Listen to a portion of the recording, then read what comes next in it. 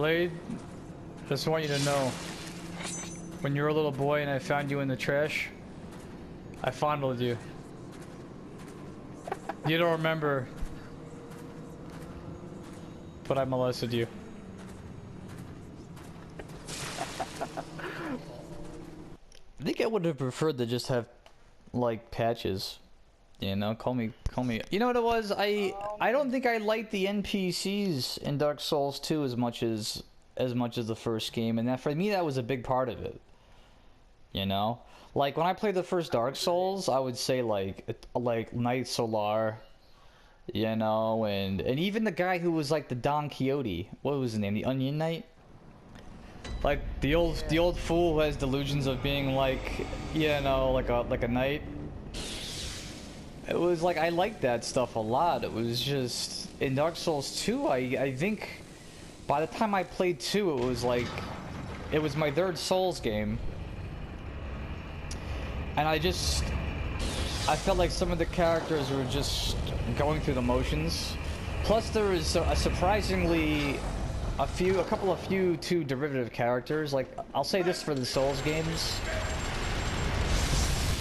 They're very good at, like, making unusual people that aren't what you would expect, because they're not, like, the typical RPG, like, side character. Like, you play something like Skyrim, and I like Skyrim, but you run into, like, half a dozen guys that you've seen a million times in other forms of fantasy, or, you know what I mean? Yeah. Like, there's the stoic rogue who has problems because of, like, a violent past, like that kind of shit, you know?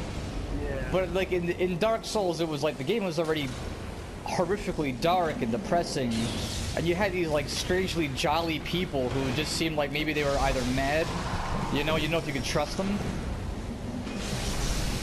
you know, and these eccentric kind of characters too, you know. It was like it was just very, very well put together. Like, and you had people like Petrus in the beginning of the game. You remember Petrus?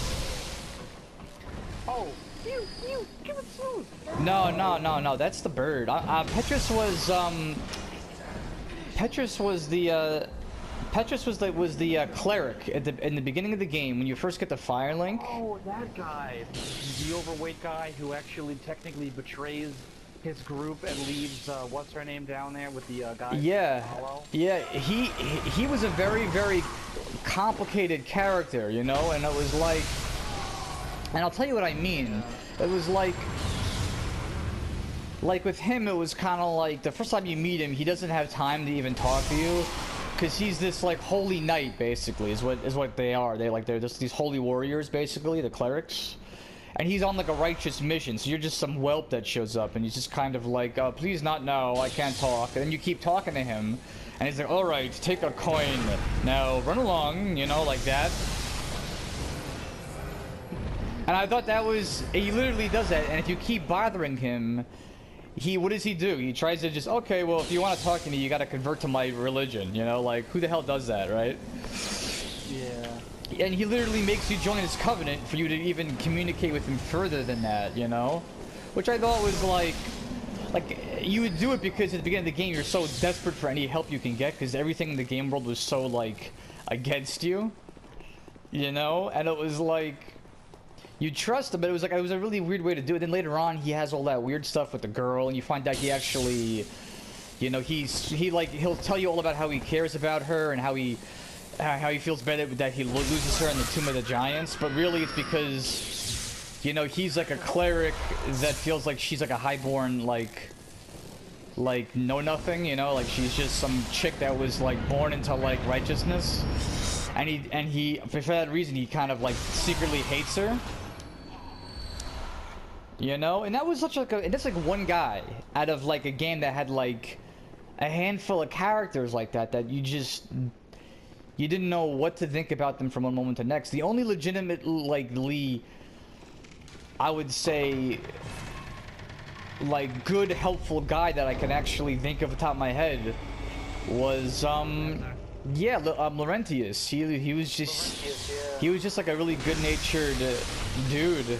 You know, and it was like, and you basically kill him. That's what's messed up. Like, he basically, he goes hollow because of what you do. Because he's a pyromancer, but you actually get to a point where you become better than him at pyromancy because you meet what's her name? Where you get that? You meet the girl in Blight's house. You meet. Well, what happens is you meet one of the daughters of Chaos, and she teaches you like the Chaos pyromancies, which is basically lost to like modern pyromancers, you know. So what happens is that like he's like, wow, where did you get all this stuff, you know? And you have a choice. You could tell him, in which case he goes looking for her, and he ends up dying en route to like finding her. And it's like you accidentally can like result in his like the demise. Oh shit! I'm actually in trouble. I remember when you finally explained to me the whole thing. Like every time I played with you on like another playthrough, it's just like fuck, you know, like I feel like I need to get the pyromancy. Like I feel bad, like he was, you know, and plus you save him, you know. Well, here's why it's messed up. Because even if you pick the other option, you still kind of like hurt him. Because you lie to him. He's a pyromancer. His whole reason for living is to get better at pyromancy and learn more about it, you know, and like better his understanding of it. And by denying him, it's like you have this knowledge he doesn't have, and it's like by denying him, it's kind of like, well, I don't want you to be as good as me, so I'm not going to tell you about it. So he ends up just staying in Firelink because he has no reason to continue living and going on this quest to better his understanding of his craft. So it's like both ways are kind of like fucked up for different reasons. Like, which is really the worst option? By the way, I lit my first fire here. Did you? I remember what really got me hooked about Dark Souls 1 was when I started playing with you co-op and we saved Lautrec. Or I saved Lautrec and fucking after a certain point of the game, you know, like I don't know at the time when he fucking kills the Firekeeper. Yeah. Like, wait, what? Like, that whole thing, and then you gotta invade him, like, that shit was like, what? This is so fucking crazy. That shit was awesome. I had a little bit of preparation for that because Lautrec is kind of a... there were a few characters in Demon Souls that they redid in Dark Souls with different names, and he was one of them. Because what it was is they had a character named Yurt in Demon Souls, but it was like you met him late in the game, but it's basically the same idea. You free him from a cage, and he kind of comes out of the cage and he's like, ha ha ha, ha ha ha, you know, like thank you, and then he goes back to like the Nexus, which is kind of like what they called Firelink in Demon Souls, and well, you'll go back there and then people will start dying, like important NPCs that you actually need, you know. And you find out, like, oh, it's Yurt. Yurt's actually doing this.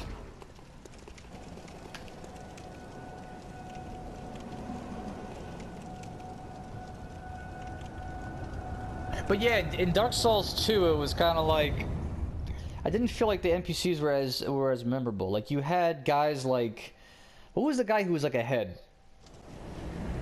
Oh my god, fucking Vengarl? I hated Vengarl, because he was... like, oh, don't talk to me.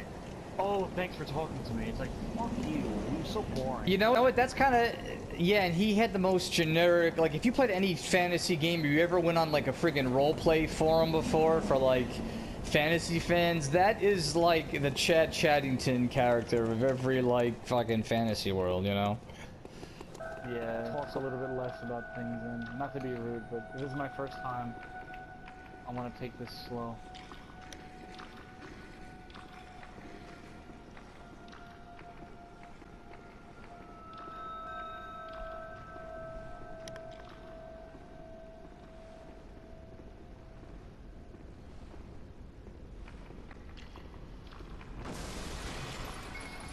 Oh shit! Oh my fucking god. Those are the blue werewolves. Yeah, I didn't want you to die, because that's what happened to me. I actually got one shot by that guy. I don't know if you could actually survive that. I think every person I've talked to that got jumped by that guy got insta-killed. So, I think that literally is supposed to kill you. But yeah, I mean, there was just one too many guys in Dark Souls 2 that were, you know, like even Lucatiel, which everyone says is like the best NPC because it was like, you know, even Lucatiel, if it's only because she was a woman that people are really feeling that way. Like that's a pretty generic thing, you know, like I've heard that story before. It's just everything, and you know what it was? It was kind of what you were saying before about how like. In the first Dark Souls, you had to like really bother people to get dialogue out of them, and then like there'd be stretches of the game when like you'd have to like go through a whole bunch of like bosses and go back to the guys periodically, and they'd tell you another sentence that was new, you know, and eventually by the end of the game you'd have like a kind of a full story of who they were, where they were going, and why they were there. But in Dark Souls 2, it's like you have that one initial greeting where it's like, I don't know you, don't talk to me. And the second you press the talk button again, it's like, I was born in the East where they don't let women use swords, but I use a sword anyway. And I was the best fighter. And it's like they tell you their whole life story. There was a lot more talking. To help you. Yeah. There was a lot more talking in Dark Souls 2. It was even like, okay, like... The one NPC everyone has to go to in Dark Souls 2 to like deal with leveling up is, and this is like the doll and the Maiden in Black in Demon Souls, but it was like the Emerald Herald, right? Yeah. She just has so much to say to do the most basic things, and I would feel bad at the beginning where it was like. I'd come back to Majula to just level up, and it's like I had to quickly rifle through her dialogue, and then multiple playthroughs. It's like, let me just do it, you know. Like it made a lot of the dialogue scenarios kind of like wear out any welcome they might have had. So it was kind of like I felt more annoyed by just talking to NPCs also in Dark Souls 2 because they just said so much more than they did before.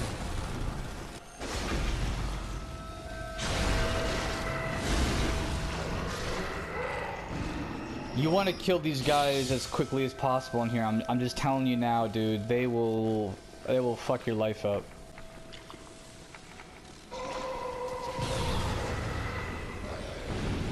Wait, dude, come to me, Will.